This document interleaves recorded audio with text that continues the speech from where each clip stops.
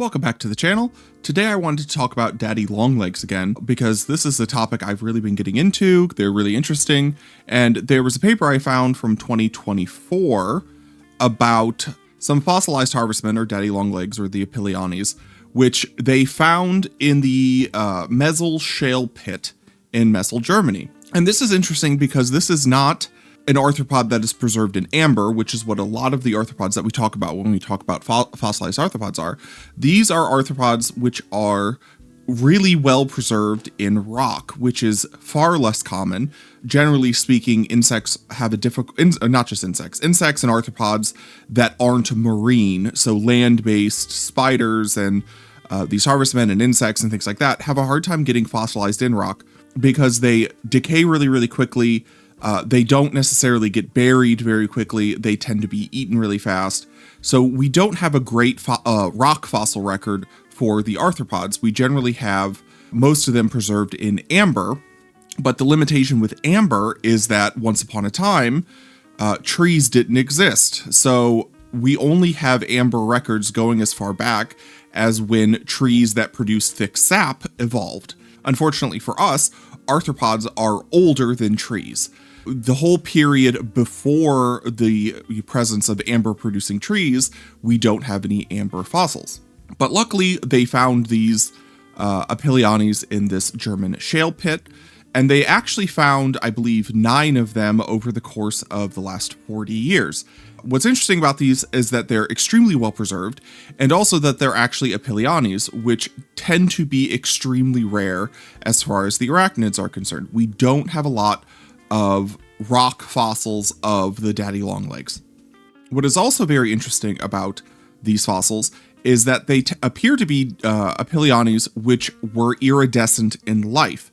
And there are a number of daddy longlegs which you can find alive today, which also have this sort of iridescence.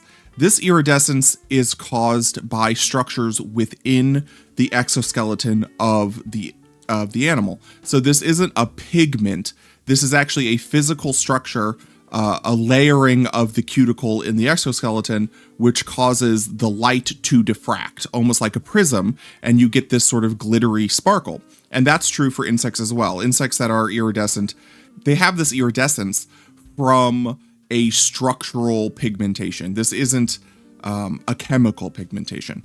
And unfortunately, with fossilizing this sort of structural pigmentation, you can do it, and there are fossils which you can find that have structural pigmentation like this structural iridescence.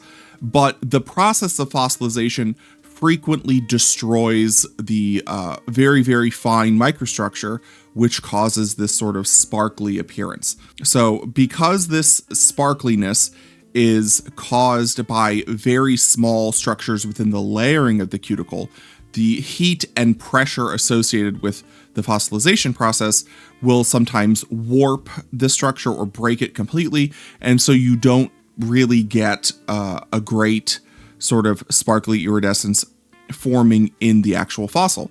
But in this case, there were just the perfect conditions within this German shale that a lot of this sort of structural iridescence ended up being preserved in the stone.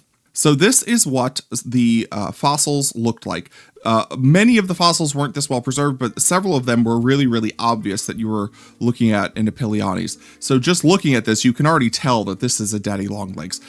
One large fused body, 8 legs, pedipalps. You can actually see the kind of pedipalps right there. Very, very fine structure is preserved. If you look at the structure up close in the stone, you can see that you have this preserved iridescence and this even preserved very, very fine texture of the cuticle. One of the first things that you have to determine about these fossils is what sort of family of Opiliones does this belong to. They were pretty sure it belonged to the Eupnoi, which are the daddy longlegs with the really, really long legs that you see frequently in North America and Europe. But beyond that, they needed to determine what family it belonged to, and they were pretty sure that this belonged to the Sclerosomatids. And the reason that they thought that is because right here, this is actually the pedipalps of the Opiliones that were extremely well preserved.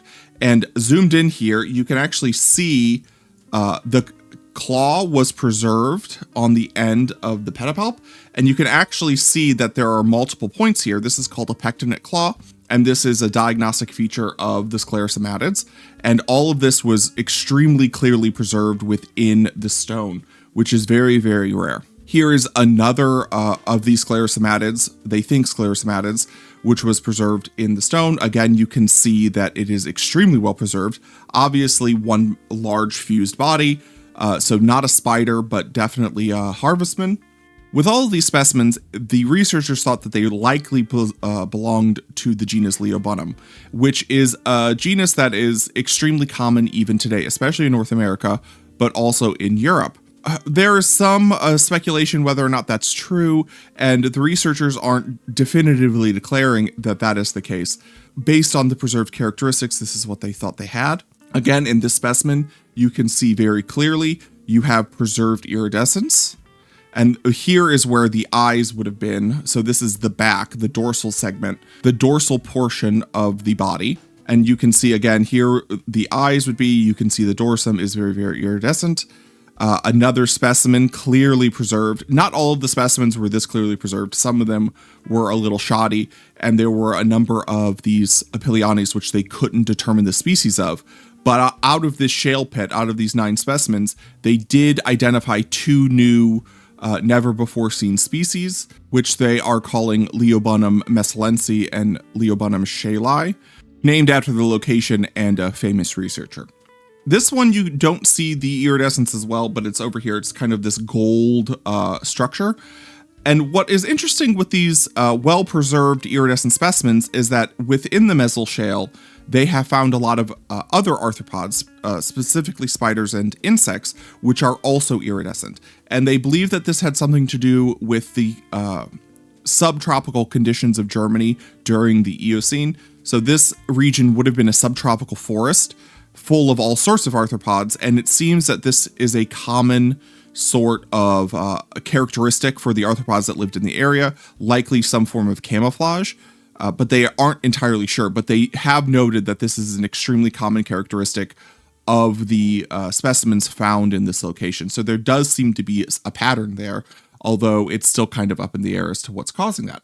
The paper isn't super long, only 12 or 13 pages. I will link it in the description if you are interested in it, and I'll talk to you guys later.